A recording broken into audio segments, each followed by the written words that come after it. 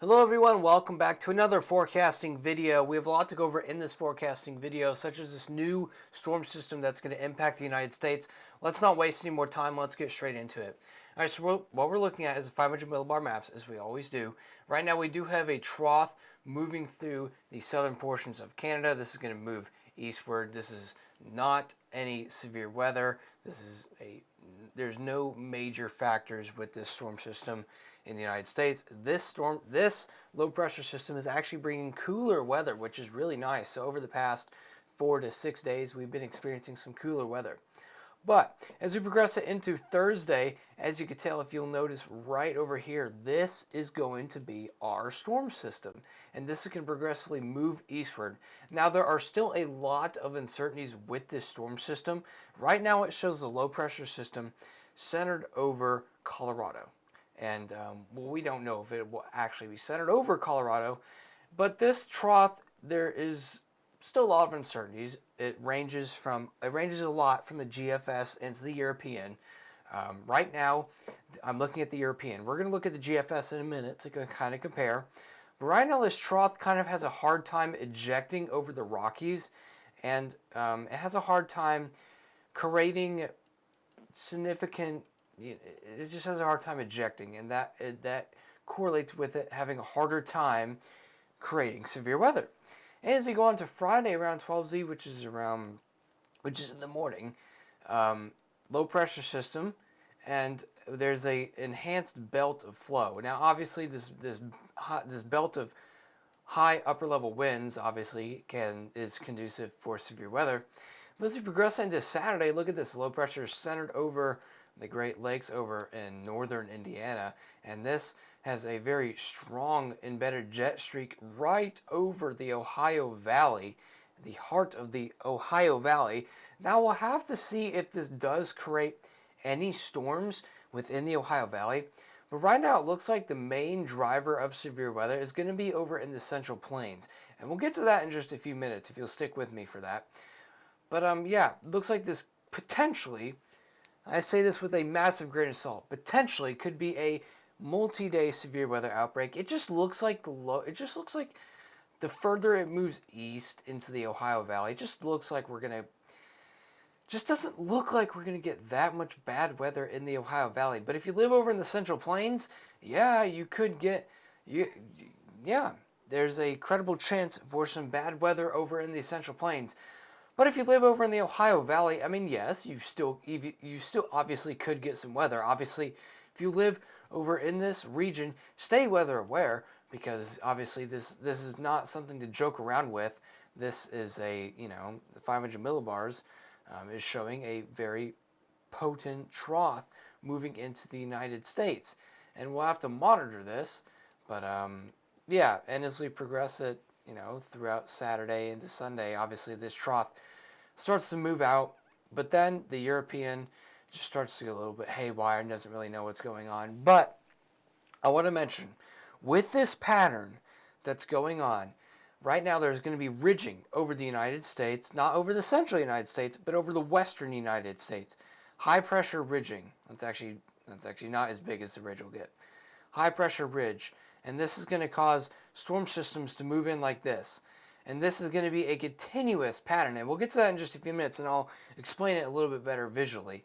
But yeah, let's go ahead and take a look at the 850 millibar winds, which is wind shear, wind changing with height, only around 1,000 feet off your head. And this storm system is going to have an abundant amount of wind shear over the central and northern plains of the United States.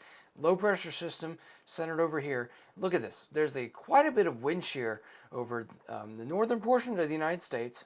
55, 60 knots of wind shear, and then around 40 to 45 knots of wind shear over the central plains. There's obviously abundant wind shear, wind changing with height for the possibility of some tornadic development, and it only strengthens over on Friday. Look at this. There's a massive belt of some very strong wind shear over the United States, the central portions of the United States. This also likes to dissipate as we progress into Saturday.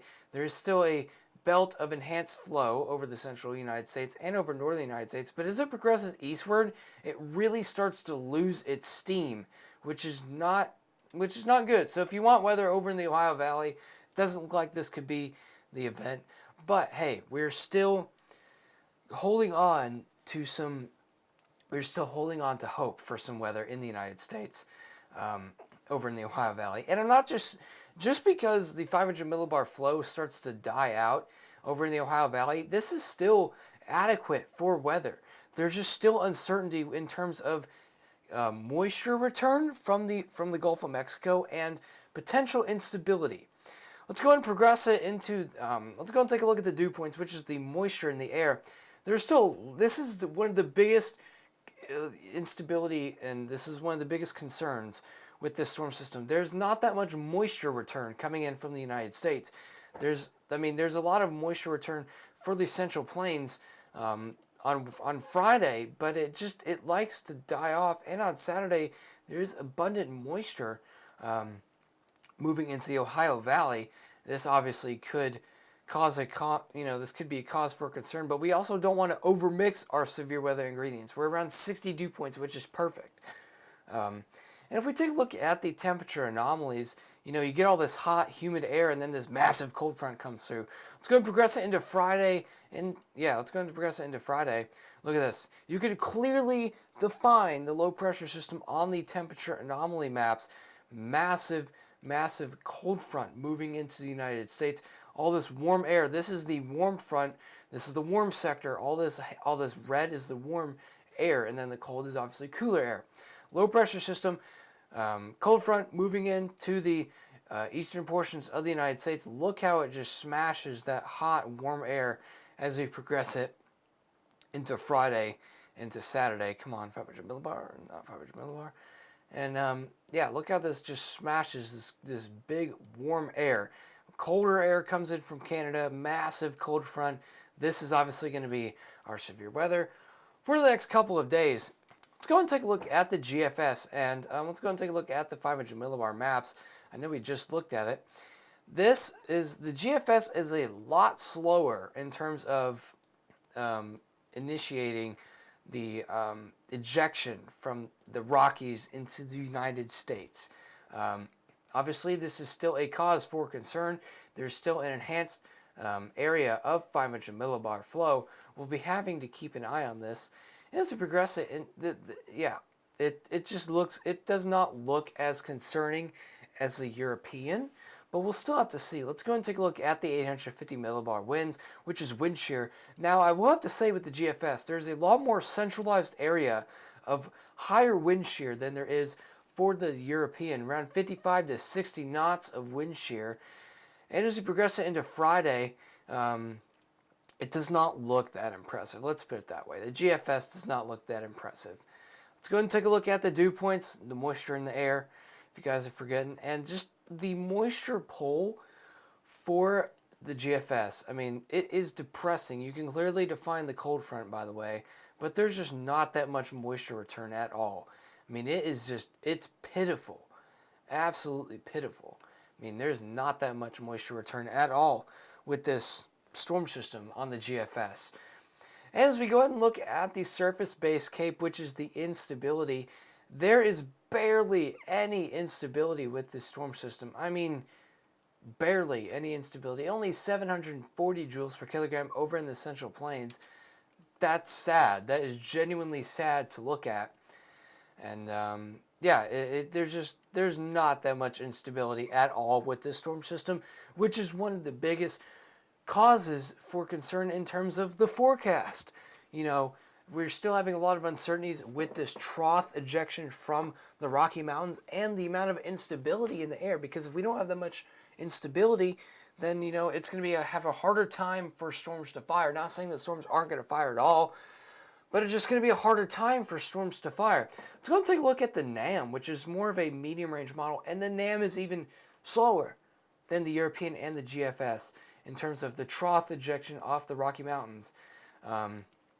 Obviously, we still have a trough on our hands, and this is going to cause severe weather. Looks like the low is going to be centered over Kansas or Nebraska over on Friday, obviously, but it just looks weaker. It just doesn't look that impressive, which is unfortunate. Let's go and take a look at the Climate Prediction Center. Obviously, in the big time blue, there's going to be below average temperatures through the next 6 through 10 days. And if you go and take a look at the red, there's going to be well above average temperatures. And if we take a look at the next 8 through 14 days, there's going to be a well above below average temperatures for a large chunk of the eastern tier and the southern tier of the United States. And for a large, massive chunk of the western tier and the northern tier of the United States, a large chunk of well above average temperatures. Let's go and take a look at the 6 through 10 day precipitation probability outlook. For a large chunk of the United States, the central portions of the United States, southern, northern, there's going to be below average precipitation, well above below average precipitation in effect for a large chunk of the southern United States down the southern coast. And if we take a look at the next 8 through 14 day precipitation probability outlook, large chunk of the United States, central eastern portions of the United States, below average precipitation for a large chunk with pretty below average temperatures, below average precipitation values for a large chunk of the United States. If you guys enjoyed this forecast, make sure to hit the subscribe button, turn notification bell, and stay in the loop for any weather information. I'll see you guys in the next weather forecast.